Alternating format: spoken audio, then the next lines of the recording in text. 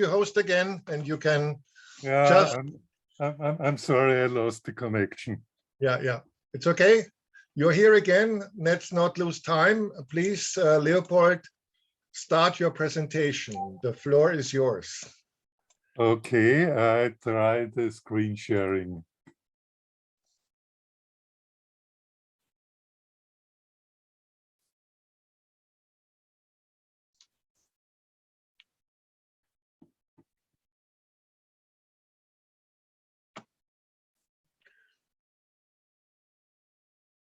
Looks good.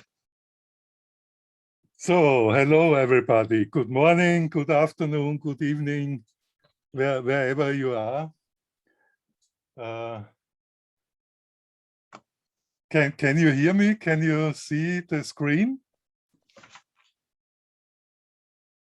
Okay, yes. No feedback.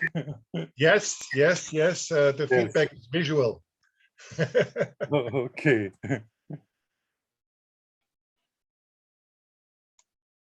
So what you can see on the first screen is the Open Land Lab, which is a makerspace on the countryside in Austria, about 150 kilometers south from Vienna.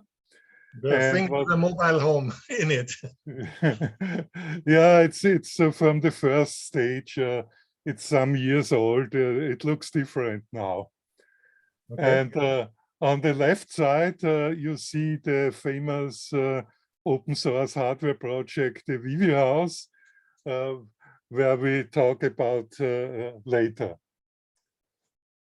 My professional background is in software development. I was working on very big computers and small computers and did some electronic development for some years. And I'm in software development since a very long time. And I'm an open source evangelist. Therefore, I initiated a meetup group, which is called Open Hardware Now. So I've divided this session into 4 parts. In the first part, I make a short introduction into 3 topics. I will talk a little bit about OpenEco Labs, about the Fabcity Global Initiative, and about the new European Bauhaus. After that, Nicolas Kichler will exemplify the Bauhaus project. Then we will cover some why questions on the panel, and of course with you. And the main part I will spend for discussions and collecting ideas and make connections and cooperations. So at the Open Land Lab, we make things which are where we need a lot of space, which are not easy to accomplish in the city. So a friend of mine is building an e-velomobile, and also he is working on a trimaran since some years. But since we are on the countryside, I'm thinking about what we, how we can make a shift from the typical fab labs where you have the 3D printer, CNC, and laser cutter. And I think there are a lot of things on the countryside which are getting more and more important, like biomaterials and making better agriculture. So I'm working on a farm bot project and other things. And I'm very excited about the Wood Wide Web. Maybe you have heard about that. There is a very big network under the floor what we can see from trees is just a little bit. Most of it is under the ground.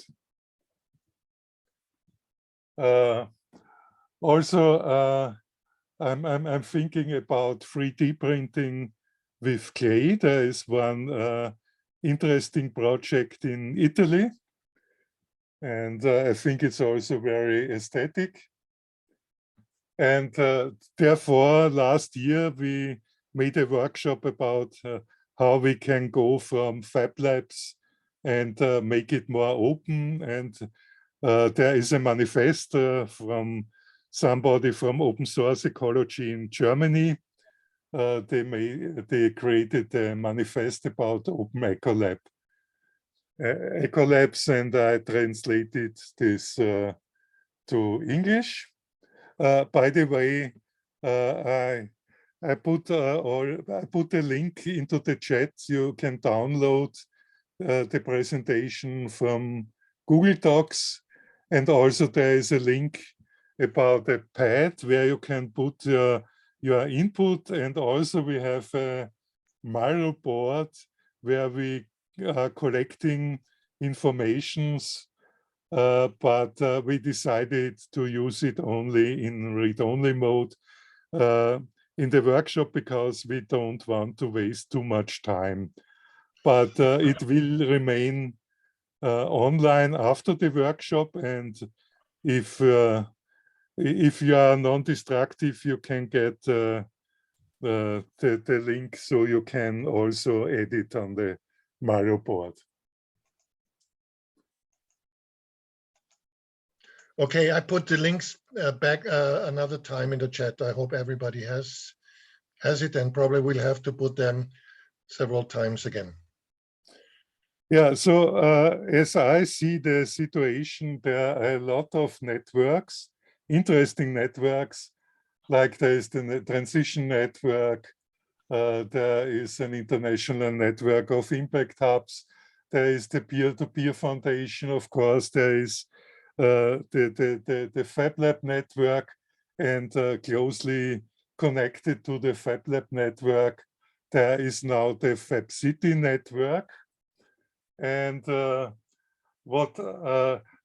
think that the situation is very fragmented. There are a lot of projects, a lot of conferences, and unfortunately, there is no repository where you can find all these informations. And I think it's very essential that we have better networking, and also everything is very concentrated on cities like the Fabcity network. So my proposal is to extend this Fabcity network and think also about a Fab region network. And Franz later will talk a little bit about why it is important, very important, that we also think on the to the region side. Also, I'm convinced that the time of big central structures is over, and now it's about everything is about decentralization. I think you agree. And so I made some thoughts about how we could build a network of hubs which are multifunctional. And on the countryside, there are a lot of empty spaces, but it's not easy to get them.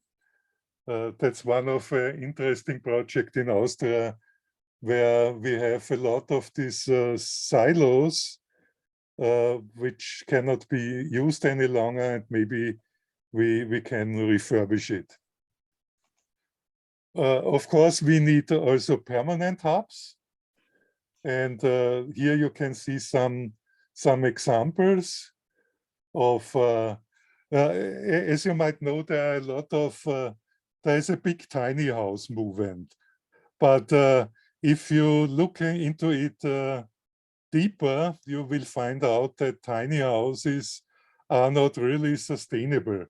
So we have to think about how we can make it better and make what we call modular houses. And lastly, there is also the possibility to work with mobile hubs. There are some projects which are working with sea containers, rebuilding it, and we are also thinking about how we can make these projects with other and new materials, like with bamboo. Here is one strange-looking hub in India. There you can see some radical approaches, like the 1 square meter house from Fabio Lemenzel, or some bubble projects from the 60s. Yeah, I think the hubs should have multifunctionality.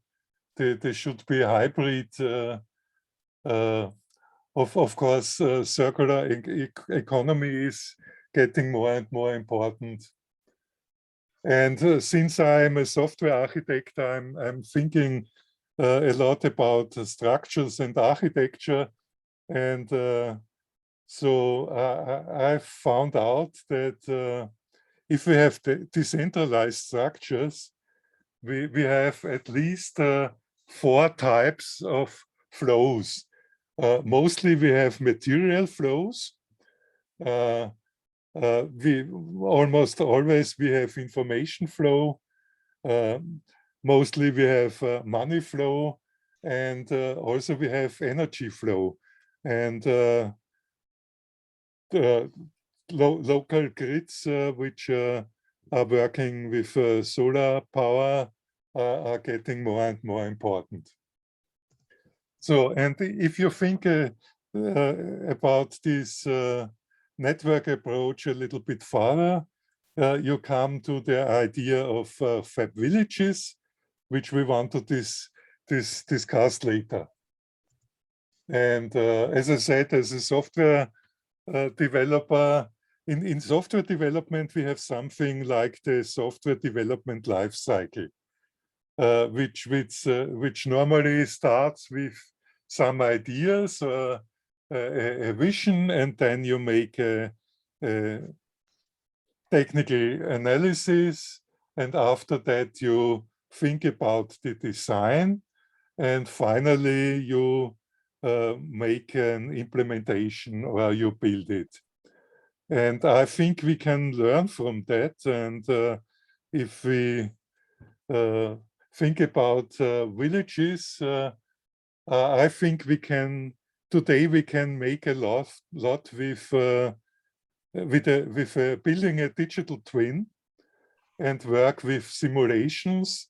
And BIM, which is building information modeling, is getting more and more important, which means in the future the architects will model things and not draw some plans and always change the plans.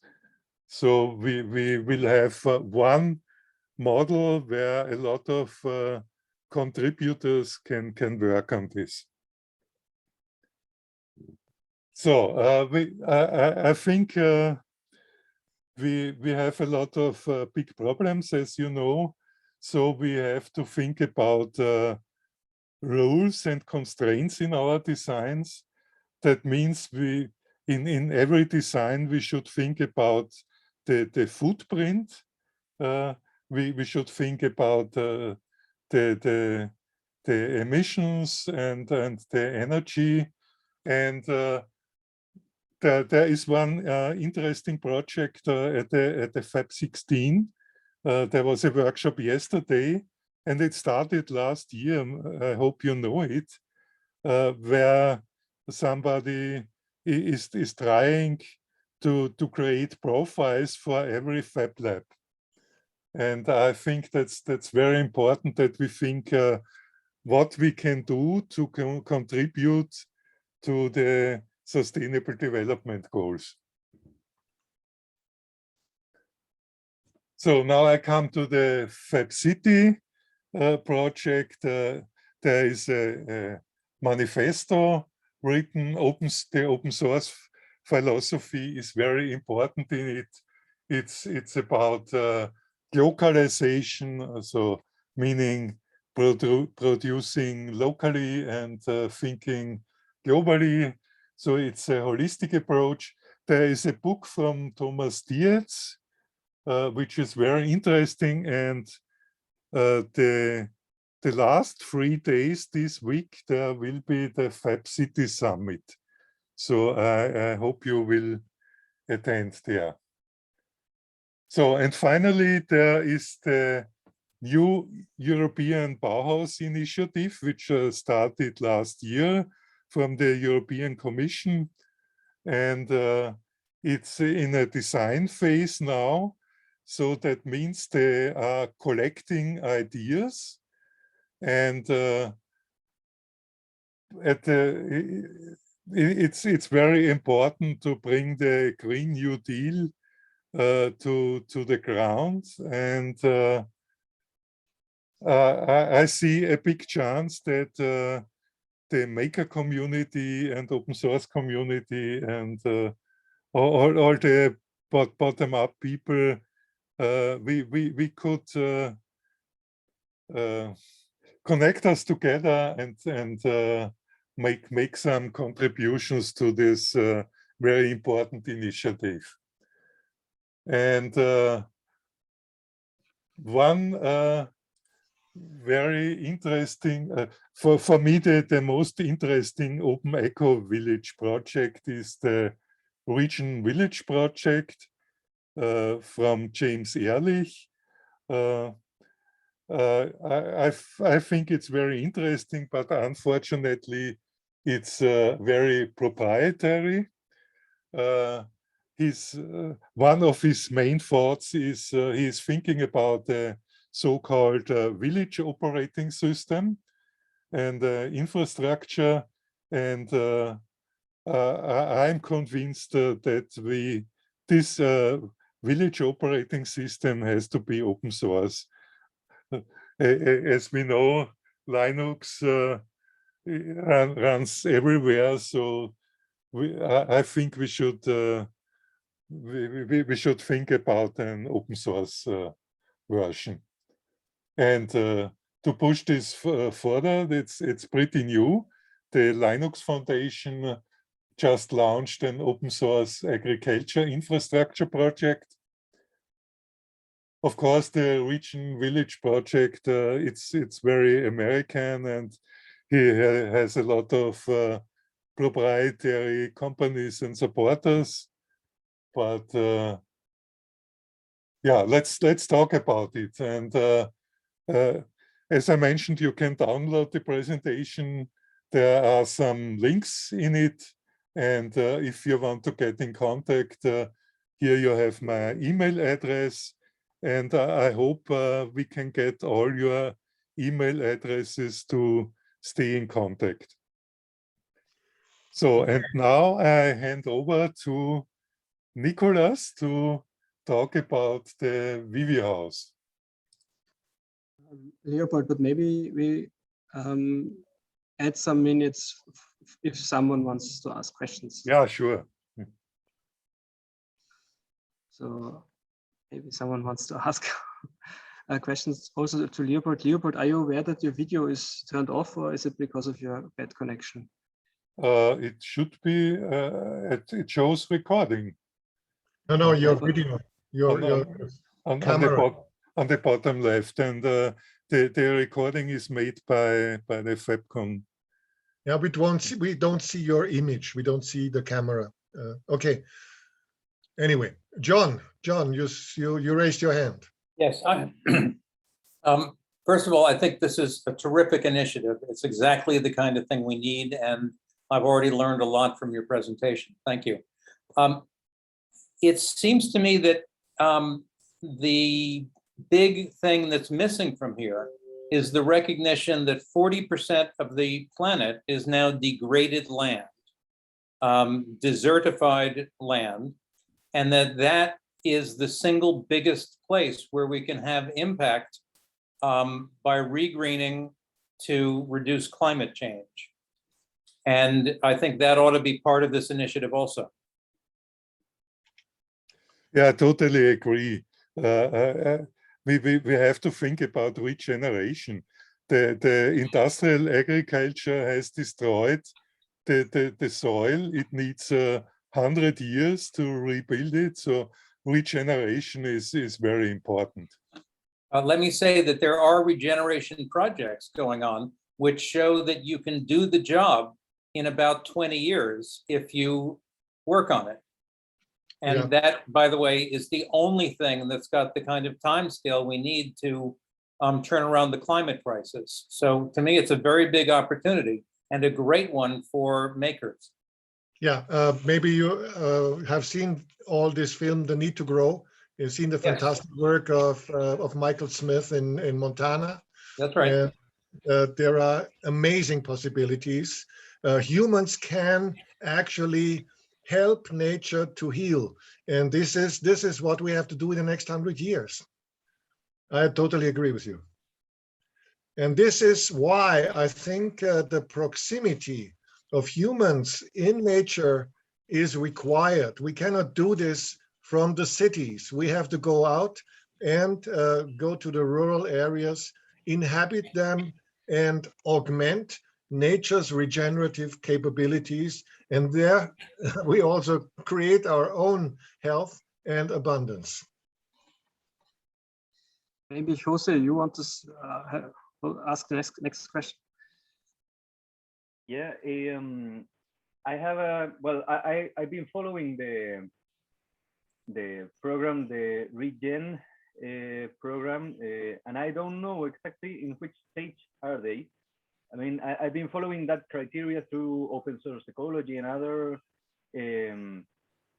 ideas in the world around. And I am here in Chile, in southern Patagonia, running a Fab lab, and we are really concerned about this new initiatives and new ways of developing technology, especially because here in Patagonia we are very isolated.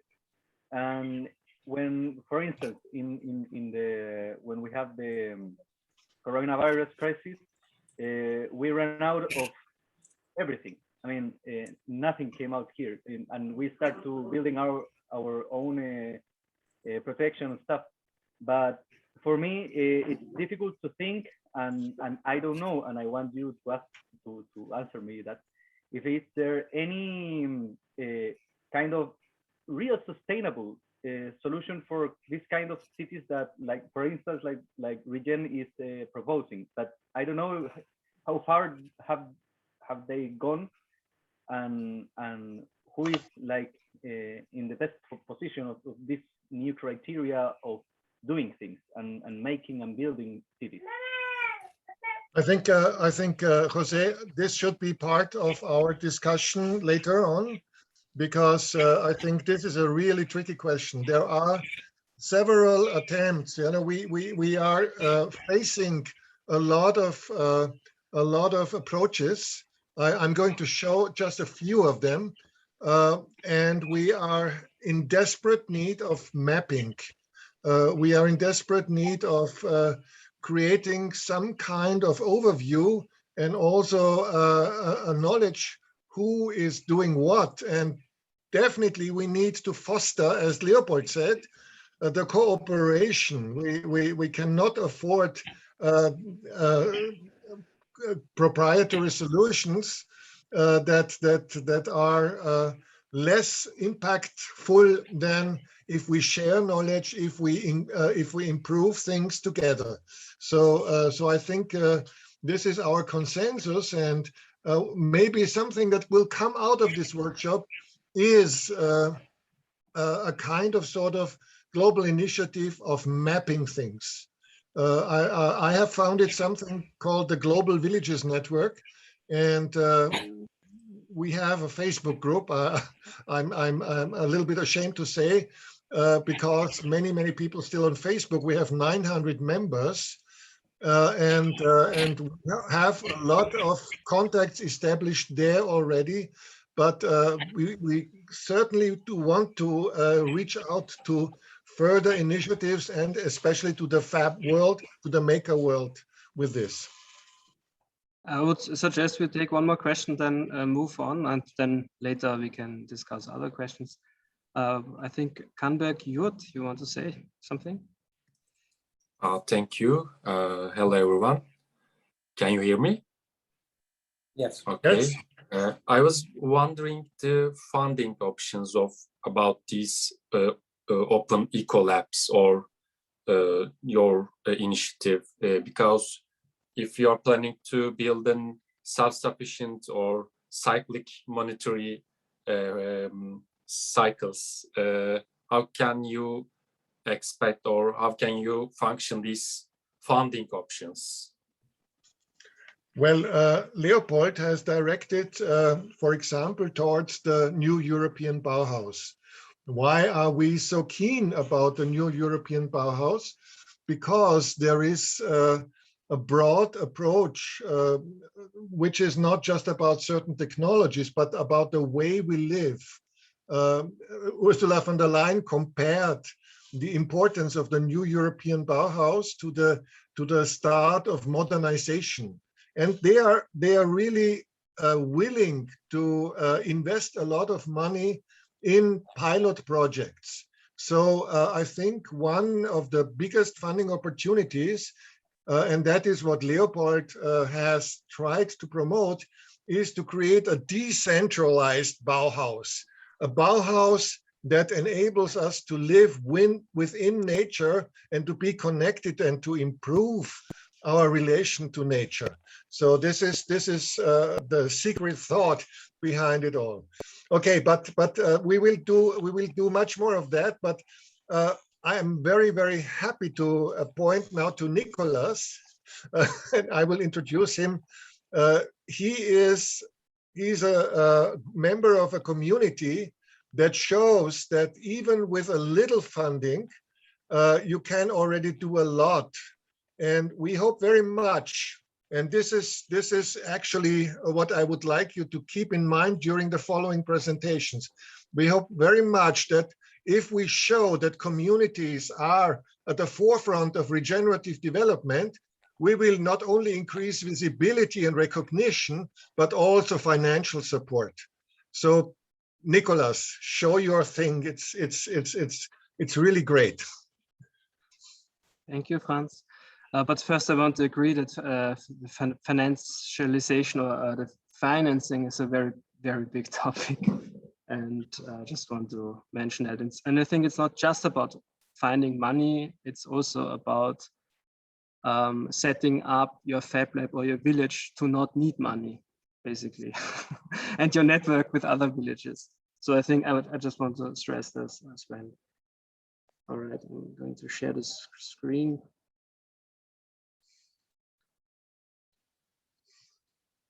I hope you can someone show. Perfect. I'm going to present a project. It's about buildings and making buildings and how to make buildings. And I'm going to show this to you as an example how projects could be organized or also could be specified to work within eco villages and even better within networks of those open eco villages. And I'm going to start with the result. We create the modular building system. All of its parts are being created in a production hall first, and then with a crane, they got assembled in Vienna. This is in Vienna. I live in Vienna, and my background is I'm an architect. I was trained as an architect, and we kind of wanted to do things differently, basically. And this is the first 3-story prototype, made of modular buildings, made from renewable materials, and made by students that do not have a construction experience. I'm going to show you some images. It's a timber construction. It has clay plaster inside. It is insulated by straw bales. But now this is basically, I will go more into the project, but I will talk about it along the questions of this open eco-village networks and what would be important. And one thing is decentral production, of course, because usually villages do not have large production capacities. So we designed those modules or elements in a way that they can be stacked in a way you don't need much space, and you can transport them easily with trucks, basically, which, and also here you see an image of the production process. Some parts are still very manual and very easy. Some parts are a little bit more complex. And here you see a wooden frame that has been filled with straw bales. And then on top of it, it got clay plaster. And these are students, architectural students in Vienna who participated. And I'm showing you this. There are two different situations. We produce decentrally in different, opportunities the space is offered. Here, all the elements were standing. In another one, they were lying on the floor. And I'm just saying the halls can be small. And what's also very important, that the building system can be used in many different situations. So you can have different ceiling heights, or you can have different kinds of facade elements you can see below. So because decentrally means also you have locally different conditions, you have different materials you can use, you have different machines, different skills, different climate zones, and so on. So you can adapt it to the needs you would need. And what's also important what's very important for us is this idea of reusability and circular ecology. So it's possible to have many villages that can share building elements that are not being used anymore. At the beginning, we started with a small prototype, and then we were demounting it. This was our big test also, from demounting it, transporting it, and then we were assembling it again in a different configuration. And before doing that, before we modularized our building system, before we created it, we were trying out lots of floor plans and situations to find out what is a good modular system. We see it also critical modular systems. I just want to mention that, but it's very handy for for circularity, for reuse in different situations, like Lego pieces. Showing us some office situation, also in a large scale, and flats, to find out what is a good grid, for example. And now I'm going to the last part, the third part. Community-based peer production was very important for us. We talked also about inclusion, we talked also about co-creations at different terms. And at least in Austria, we observed many communities that were planning to create buildings for themselves. And they thought about how they want to live, how they want to work. And then as soon as the construction started, they were not part of this community process anymore. The professionals came, made everything. And then later, after the production was finished, they were able to use the building and maintain it. And for us with Bauhaus, we wanted to focus on the materials and on the construction work. We wanted to close this gap of a community process, a potential community process. And therefore, we decided to have very simple system. Basically, it's a timber frame that then can be filled with all kinds of materials, reuse materials, for example, but also especially very well insulating the straw bales and also renewable. For us, this is a local material. Timber is also a local material. In different parts of the world, they would be different, but it's interesting as a community to see how can we build and what kind of intersections are interesting that work for many communities all over the world. So this circularity of building parts can be a bit more widespread and not just very, very locally.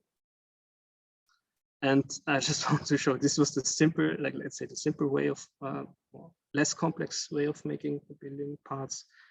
This was a design from a student who took WikiHouse technology and made a ViviHouse element. I don't know if you know WikiHouse, it's an open source project as well. So I just want to show you, it can be complex as well, but as a start, we wanted to make it as easy as possible so as many people and communities can participate. Then, yeah, it means when you want to communicate within a community, clear plans are very important to share the ideas. This is a part of the construction manual. And it helps if you have some professionals who know how to use certain tools and can teach very well. And if you use regional materials, of course, in our case, straw bales, timber. On the left side, the white surface is lime plaster, which is also locally available. But this can be exchanged however you want it. And what currently we're thinking about, how to go on with the project, what kind of licenses to choose. Do we actually want to work with licenses, or is there other ways? And we're thinking of this kind of platform where you have this need at the beginning and then design for it. Then you have the material supply, then you have the elements that could be, let's say, are not yet open source elements, but we want to open them. And we're kind of at the moment scared how to do it the right way. But this would be nice to have this kind of library in the background that you can use for the design. And then you have local partners for the construction. And you can do it yourself in your own lab, but you can also, if it's a bigger building, ask them to do some other parts with some different technology they understand better maybe. And so you can mix technologies and solve also capacity problems, for example, production capacity problems. Yes, this is just a quick summary of the project. We are, of course, very proud of it. We are at the moment finishing this 3-story prototype. This was not finished yet in the inside, so we will open it in maybe 2 months, I hope. And yes, this was my part for now. I'm Nicolas Kicher. There are some names of the team we work together. So there's also a website if you're interested. I think one should really put attention to it. This is a leading edge project. It's probably the most advanced open source modular building system in the world currently. That is recyclable, reusable, and it has the capacity. You have shown this like on the fringe, but it has a capacity to produce a large array of possible buildings up to 6 stories high. So this is also not only for rural circumstances, but for urban circumstances. And it is basically something that now could be like a crossroads. It could be it could be a standard on which a lot of communities worldwide work together to improve it, or it could be proprietarized, and I hope this will be also a learning case for the way we treat our products, results, and intellectual, how should I say, production. Yeah. So are there questions to Nicholas?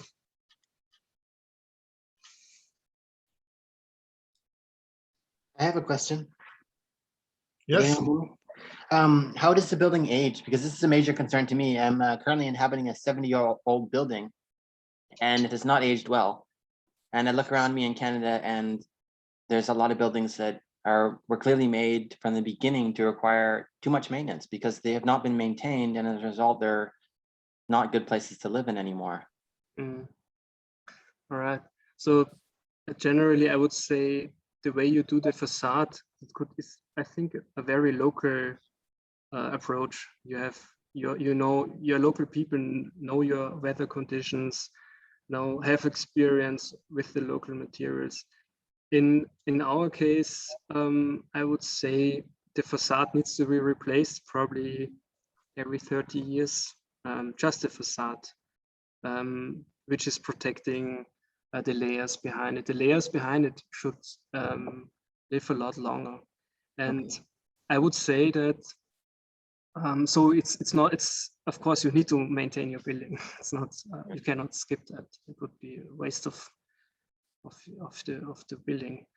But I would say, we started with the first prototype. We were experimenting.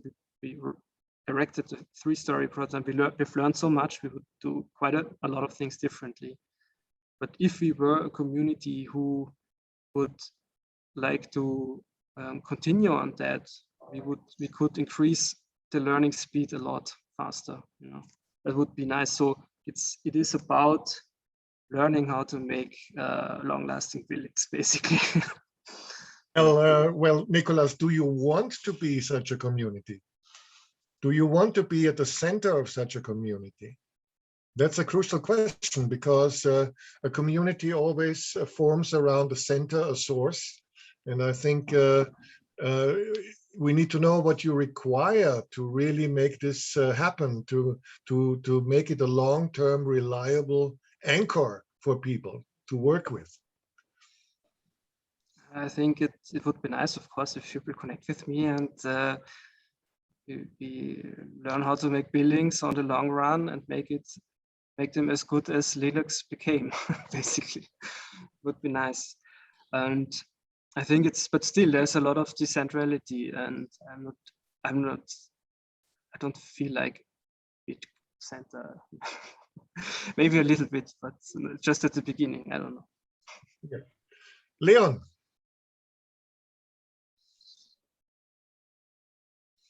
So now you can hear me. Yeah.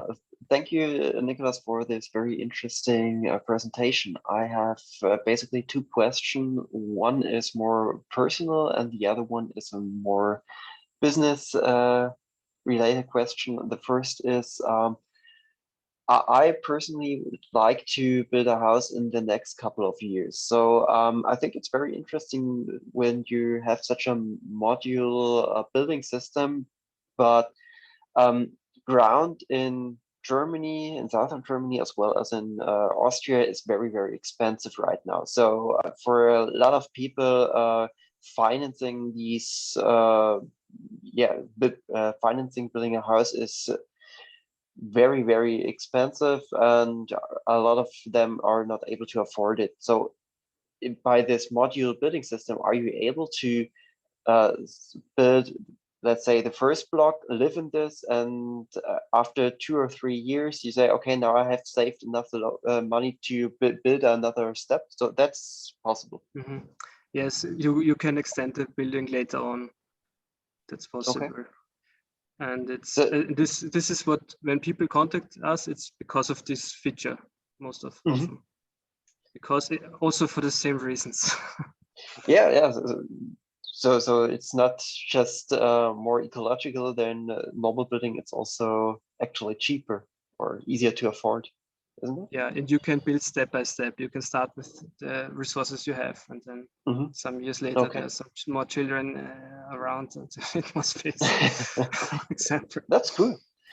The other one is I'm basically working in an insurance company, so I always have to look at risks. And by the climate change, you see more and more damage because of extreme weather.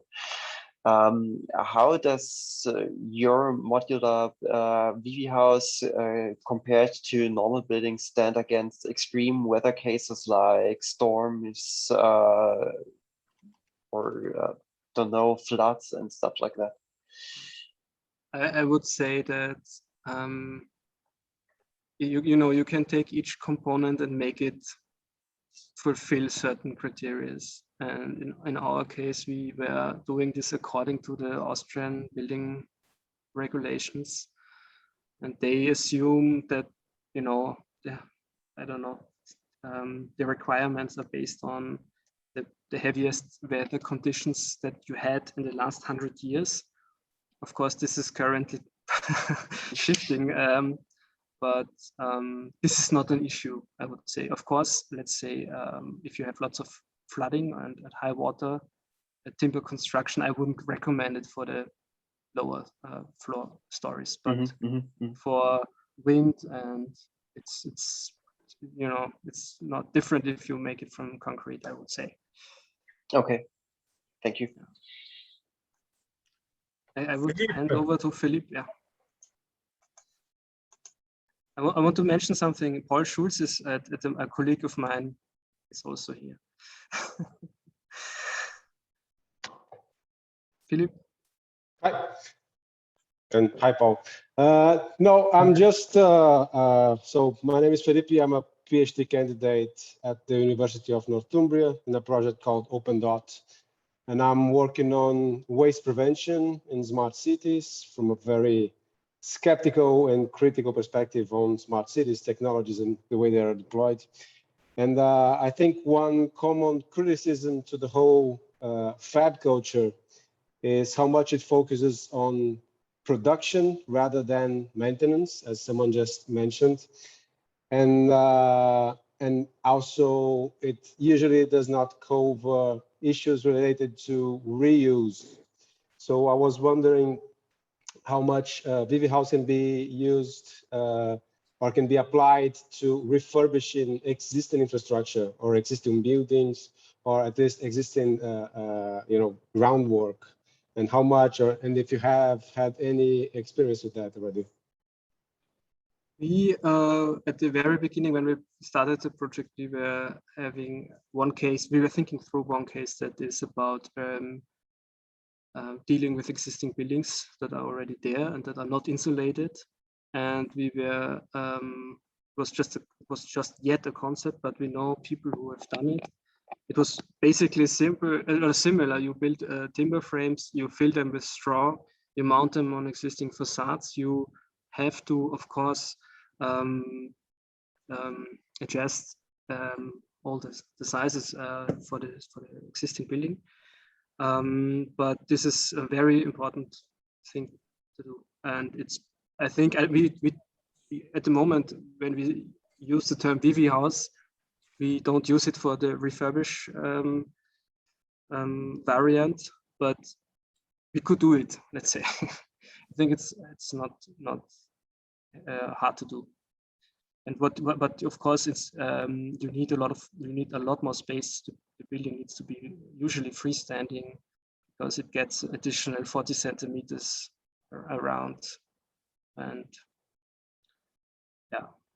So for us also, creating new buildings is only acceptable when you can reuse its parts, and we do not promote creating unreusable buildings. There is another question by Kamberg Jurt. Hello again. Thank you, Nicholas. It was very inspiring. I was wondering, as far as I understand, it's an open source design, right? We are at the, let's say we want to make it open source. It's not yet available because we are already researching for a while, but we have design commons that are Creative Commons, that are copyright related topics. So Creative Commons is the answer. And we have things that are related to, we need the open hardware licensing, and we need a third variant as well. And we are very unhappy with the combination of those different, because they're not so compatible. And we would love to have just one single rule for everything. And that's at the moment why we are a little bit stuck. And we are very happy if we need actually help, let's say it like that. I was wondering if you can manage to make it an open source design. Are you planning any educational activities in order to enhance the professional competencies of the local people, in order to make more local job opportunities, in order to enhance the social sustainability issues? We were thinking about that, and this is definitely a good idea to do. But at the moment we are not there yet. Let's say, we are finishing the old prototype, make it usable, and then we are free to think for the next steps. I'm asking that because some projects like these are ending in a concept phase and couldn't reach the local people, and we couldn't understand their vision, perspective, and the awareness levels. So we couldn't really interact with them in order to perceive these concepts and make them to build like we designed. So thank you. I would say you can write me if you or anybody needs a little bit of consultation or help, and then we can talk about it in a small group. Put your email address in the chat, and I will copy it to the CryptoPad, so everybody can. Because the chat is ephemeral, it will go away, but we need to keep this information. So copy it to the CryptoPad, please. Yeah, and concerning this last question about education, I think we probably will face a situation where we need an ecosystem of collaborating institutions.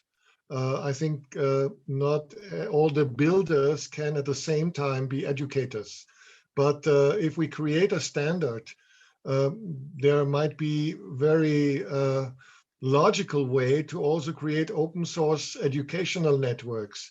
We are doing something called the Villageversity, which is an attempt to reach local populations and reach out with the help of streaming video and create courses for all kind of day-to-day life questions. So maybe the combination of various communities can solve such problems. Okay, Paul, you wanted to say something too. Yeah, especially to your last point, I can add. So hello to everybody. I think we have talked, or Nicholas presented a lot of technological solutions which we implemented in the Bauhaus building system. So actually the technological solutions are not the problem. Maybe the most of the problems can be easily solved, and if there's a bigger problem, you add some more research and build some prototypes, and you will manage to solve it. The much more important thing is how to implement this in the communities, as the guy who spoke recently asked as the problem. So and this is why we also put a lot of effort in how to make normal people who have no professional education in building to be able to participate in our building processes. Like Nicolas showed, we built it with a lot of students and also some interested enthusiasts from some ecological movements and stuff, people who just showed up and said, hey, am I allowed and can I participate? And we said, yeah, of course, we are happy if you come to and join. So we had a lot of students, but also in a mixture with some enthusiasts from Eco Village or building movement or some other movements.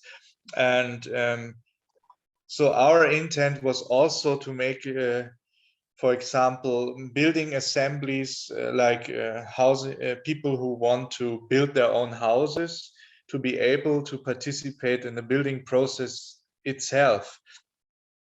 Or for example, if you have a lot of people willing to build their own one-family houses, they could form a group together and say, no, we're not building each of us one family house. No, we are coming together, designing a bigger building like 4, 5, or 6 stories, and we form a community building where each of us, each of the family has its own flat, but we have also the capability of creating additional community spaces like kindergarten area or playground area or sauna or a sports room or library or maybe even a little fab lab. I don't know, everything like this would be possible, would be a dream.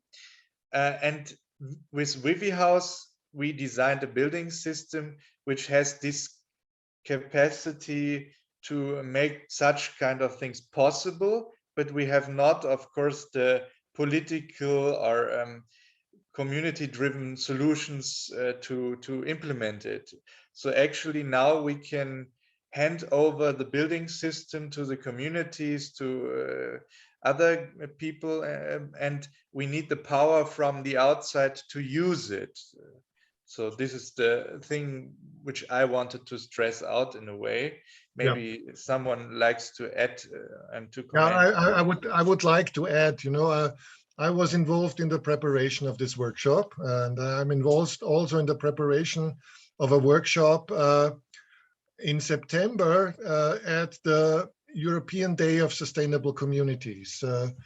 I was planning together with James Ehrlich from Region Village to address communities, which shows that James has quite an open source spirit. We wanted to address communities that are on the forefront of regenerative development. We are looking in the internet. We want to find compelling examples. We don't find them yet. Yeah, there are few pieces like Aardenhuise in this is a collection of earthships in the Netherlands, which seem pretty mature to us, but they are not really engaging in sharing their knowledge. There are other projects like Kaya in Hanover, a part of the Eco Village Steiersberg, who want to build an Eco Village 2.0, as they say, but they are not able to share their knowledge yet, you know, and so on and so on. So the community side, actually, we are desperate to get good examples of communities that create for themselves and yet share their knowledge and their experiences in all walks of life with others. And I think there is a lot to do. In the meantime, there are other things which are pretty sensational. And I would like to ask Jonathan, who put this link about Valdaura in the chat, to say a few words about that. Valdaura is something which is pretty similar, but of course much larger in dimension to the Vivihaus project. It's a campus created by the Institute of Advanced Architecture of Catalonia, focused on research and education of self-sufficient habitats. So we have a lot of universities that put their resources into this support of future communities. And I think if we manage to get all these pieces together, we probably can create the resource that we are so hungry to have, the mapping and also the knowledge and the incentive for communities to take part in that. Jonathan, what do you think about that? You must unmute yourself. Yeah, thank you. Thank you for jumping onto that. I hadn't prepared anything, but very, very happy to be here and seeing such amazing activity going on. So I'd been working, I actually set up the Green Fab Lab at Vaidauda around 8 years ago. I've recently moved to the south of Catalonia and my fiance is in Taiwan. So I've escaped the forest of Vaidauda. And I'm still recovering from that time working in that community. I can show a few images if you would like, Franz. Yeah. And there's several projects which I think might be of interest to this group. Just made you co-host. Okay. Sorry? I just made you co-host, so just go on. Oh, okay, fantastic. I'll jump into, let's see if I can find my correct screen. Oh, that's not the right thing.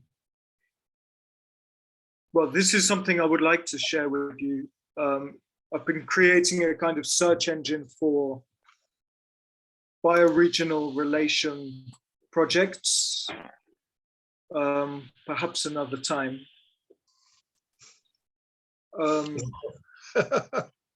Great. So yeah, I mean, honestly, I would be very interested to talk with you about that, but it might take too much time in this chat, I think. Mm-hmm.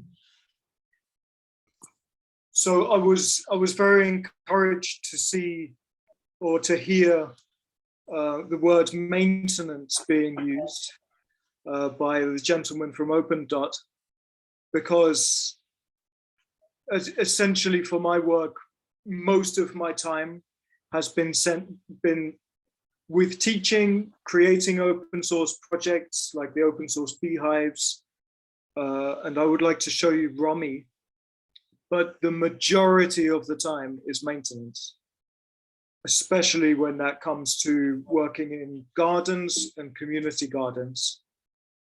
I mean, 20% of the gardener's time is spent weeding. And that's organic agriculture. So sorry for jumping around these. Can I go back? Yeah, so I'm working, Vaidauda is here in the middle, and it's 130 hectares of forest with that campus. And I believe Nicolas Kirchler has been there 5 years ago, he said.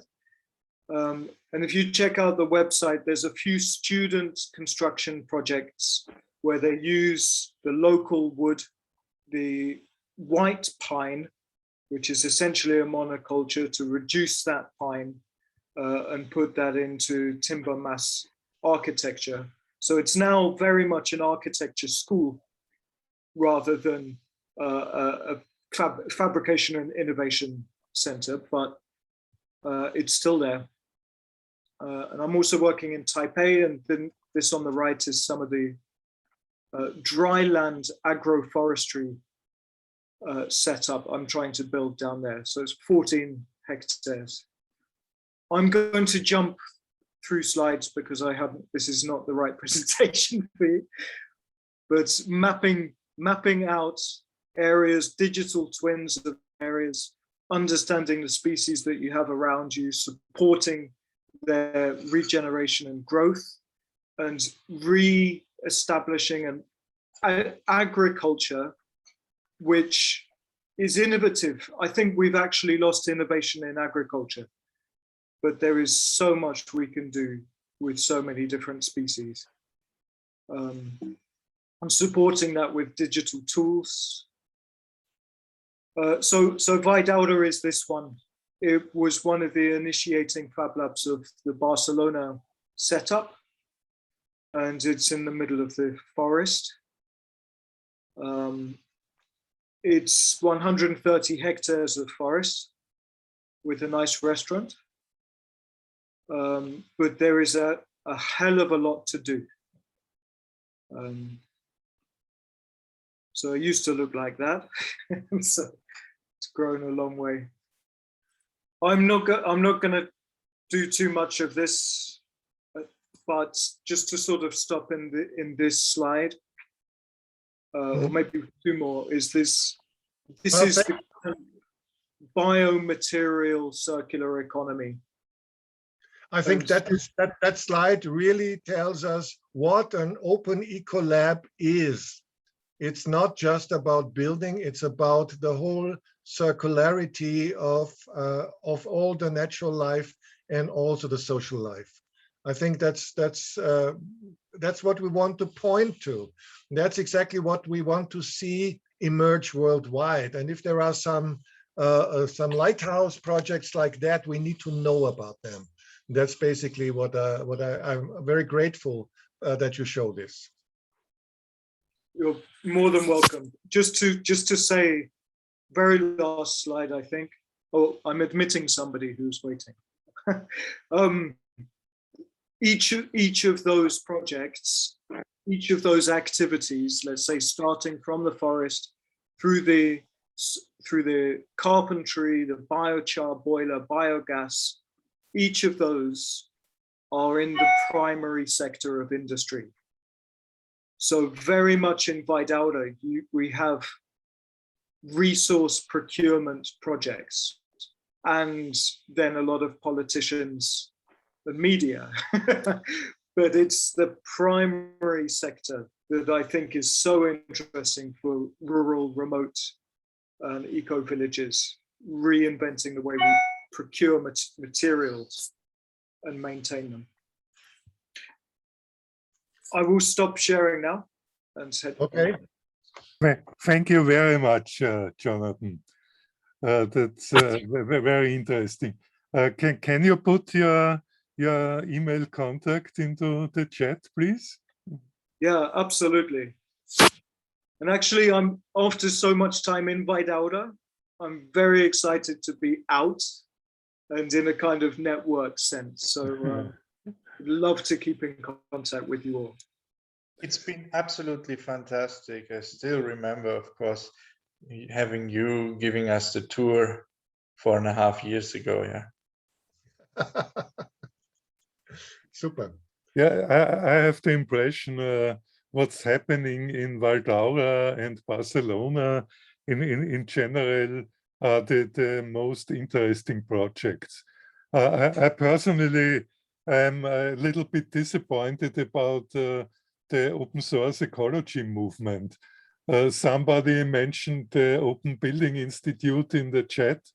Of course, we are in contact with Marcin Jakubowski, and also he is also excited about the Bauhaus, but it's two worlds. I mean, he is thinking very American in his business models, and if you look what he started about 15 years ago, I think, with open source ecology.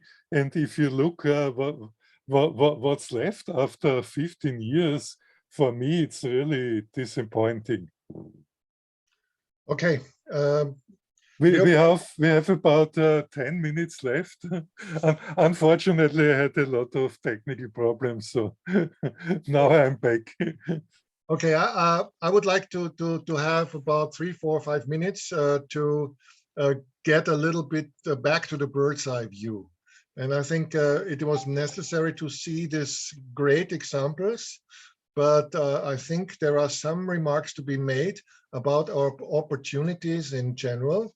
And this is why I would like to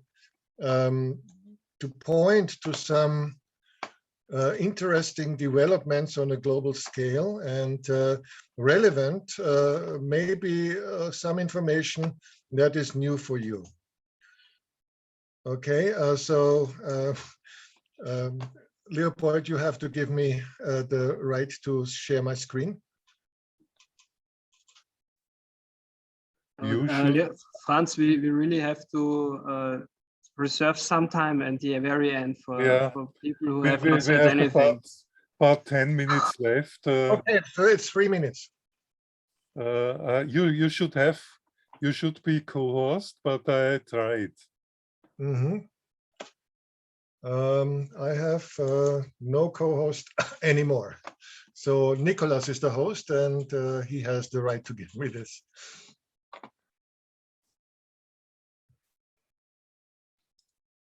You're co-host now. Franz, it shows that you are co-host.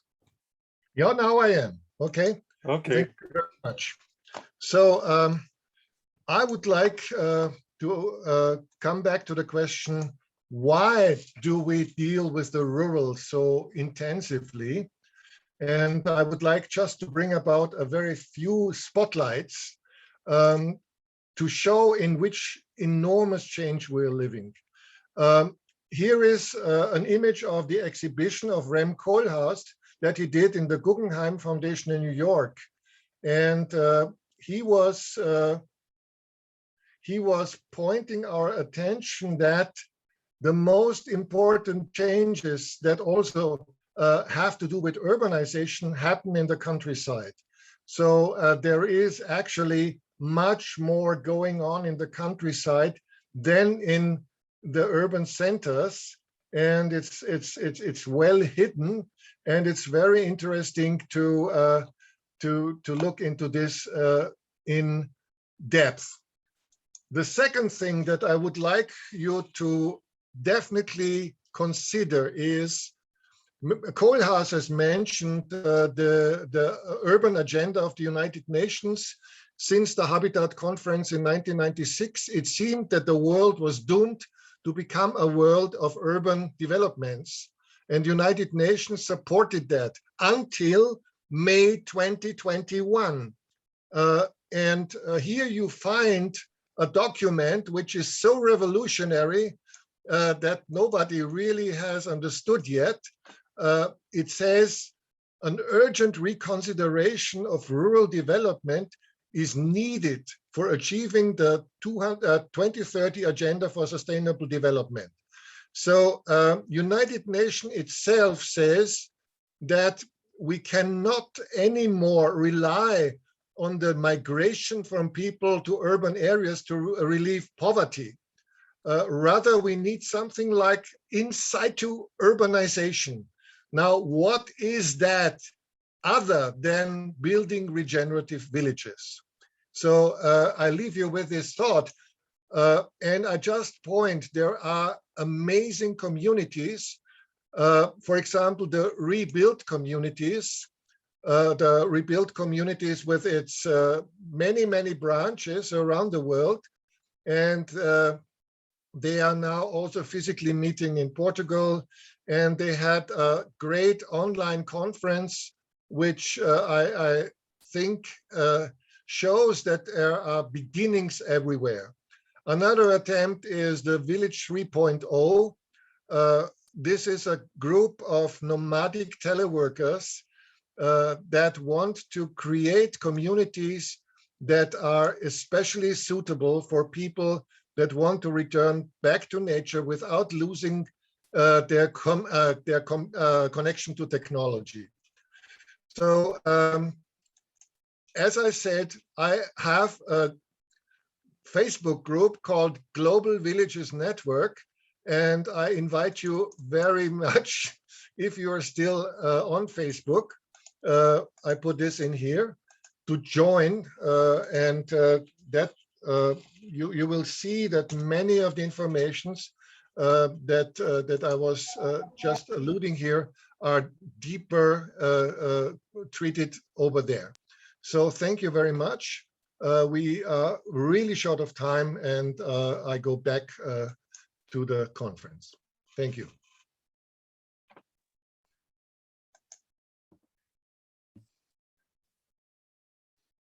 Nicholas. Oh, Leopold, you started. You Yeah, I can think run. we should make a quick feedback round. We have about 7 minutes now, so maybe everybody can say some words, and I hope we stay in contact. You have our contacts, so I hope we will see and hear us soon. I'll say I hope so too. I have just joined the Facebook group. I hope everyone will put their emails in the crypt pad. And I want to say again that while existing farmland and rural environments are really important, there's huge possibilities, especially for refugees and migrants, in taking degraded land and turning it into livable land.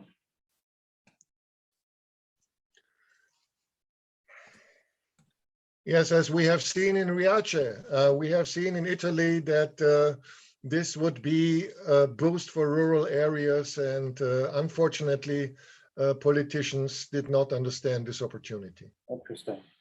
I'd be interested in knowing about those cases. So I do want to urge the organizers to follow up and try to turn this into an ongoing working group. It was really a terrific workshop, but we have a lot of work to do, and this shouldn't be an annual event. It should be an ongoing project.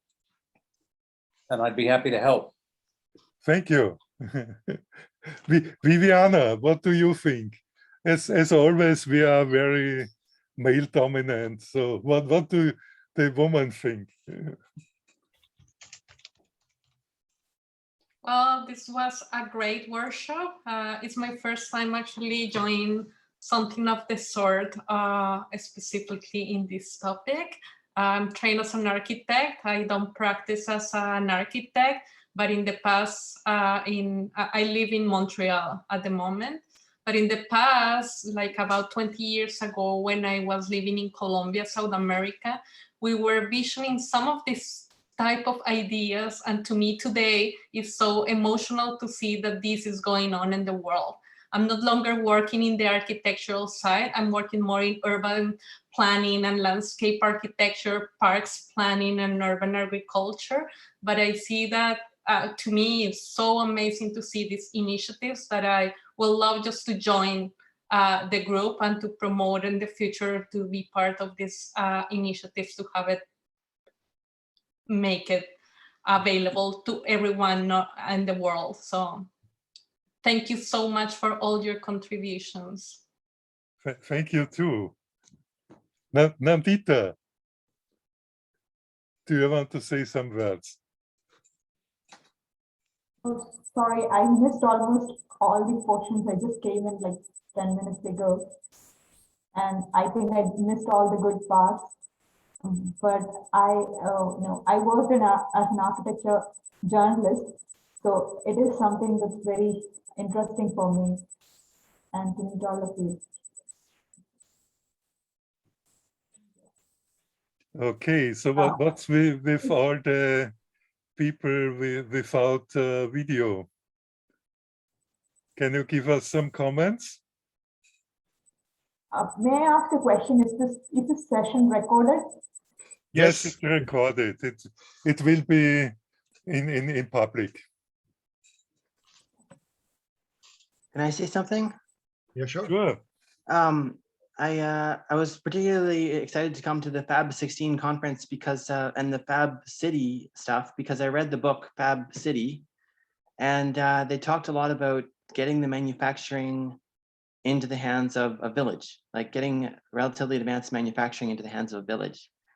And we weren't really able to talk about that much, I guess. Like we talked about buildings and stuff, but the tools you need to make the buildings and going up the chain. And of course, using locally available materials is enormously helpful to reduce the quantity and variety of technology you need. But I know Leopold is big into Fab Labs, and do you see like a fabrication facility maybe in one of these villages? Of course. Of course. Yeah, I should know how to take that. We didn't talk about that, did we? Like, are we going to be able to make other stuff like clothing? Yeah, that's true. I think there are a lot of things we have to talk about. Yeah. But I'm with John. We will organize something to have this. Okay, you got my email address. The next connection soon. Yes. Okay. So 2 minutes left. Some words from the others.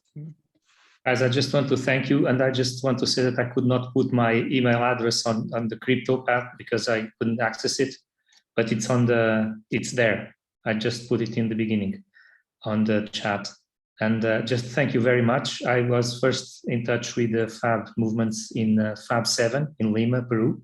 And then I was doing my own business and watching it from the distance. And I'm just now coming back into a different way of my professional life. And it's been extremely good being on this conference. And this was a very nice workshop. So thank you for all the knowledge shared. And I'll keep that be considered to be in touch with you if you continued something with this group. Thank you very much. Thank you. Thank you.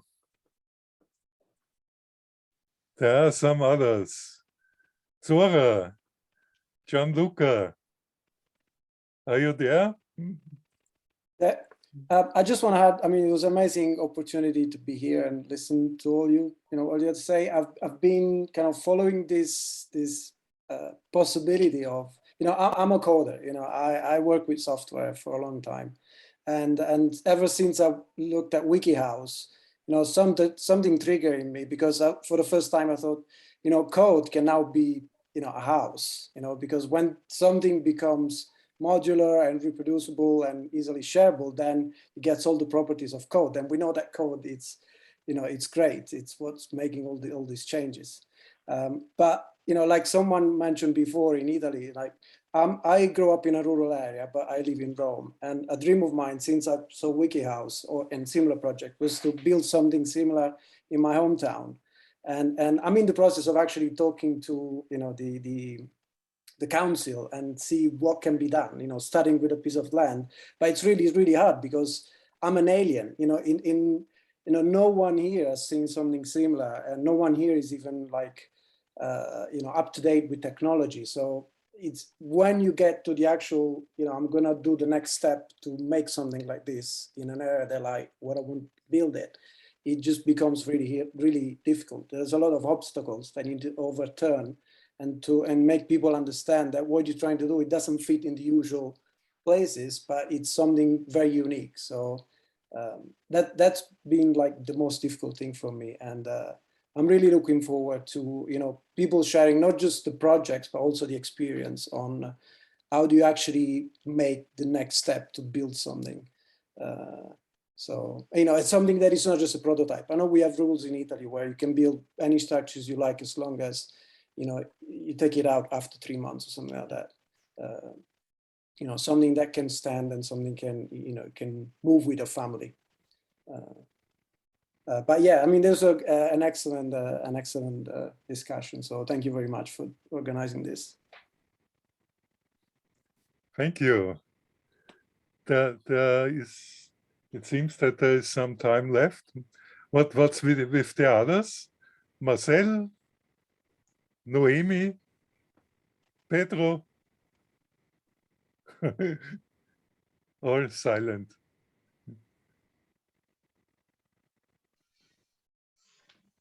Welcome to all of yours. My name is Pedro Sanchez from Colombia too. Hello, Viviana. We started the project of Fab Lab in our university, in Militar Nueva Granada University in Colombia. We have only 1 year working on the digital fabrication. So this is, well, This is my second Fab space. First of all, was in Paris 2 years ago. But first of all, congratulations to Nicolas.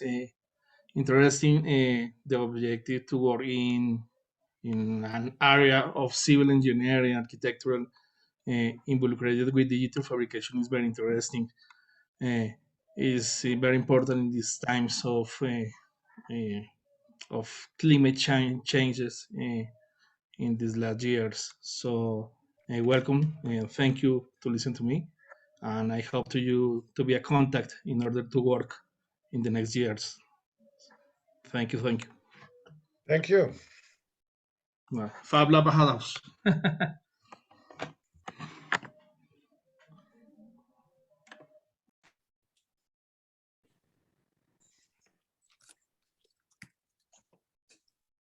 So anybody left? I see Noemi, Curtis, Marcel, Leon. Leopold, do you want to summarize or want to say some last words? Yourself, maybe? Okay, I'll let it up to you. Oh. Or maybe Franz.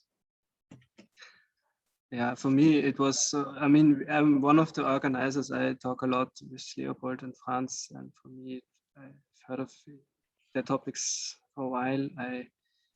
For me, it's really great to have this global audience here. This is just fantastic. And listening to your questions, and yes, Franz, maybe you want to continue.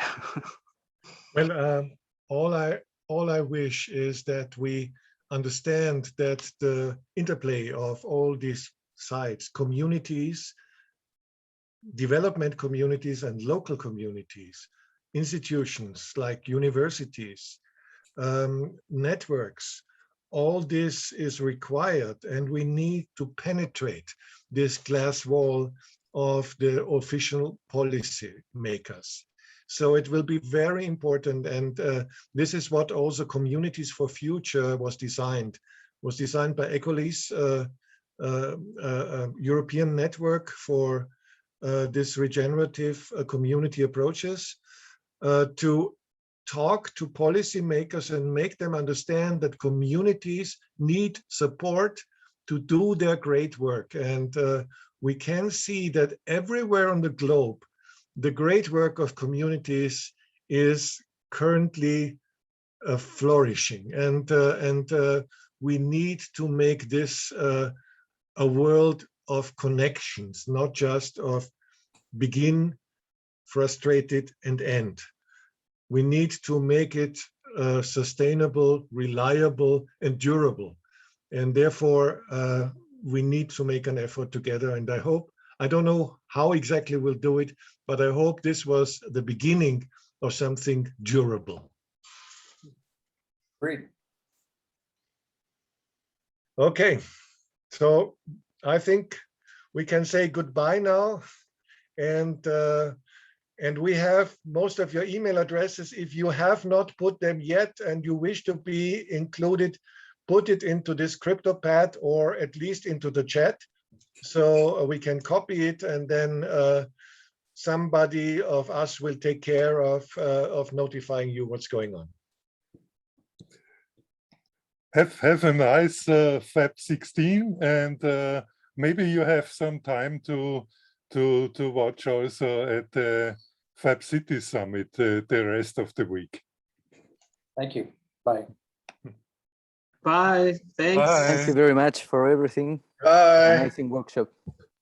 Bye. Thank you Bye. very much. Bye-bye. Bye.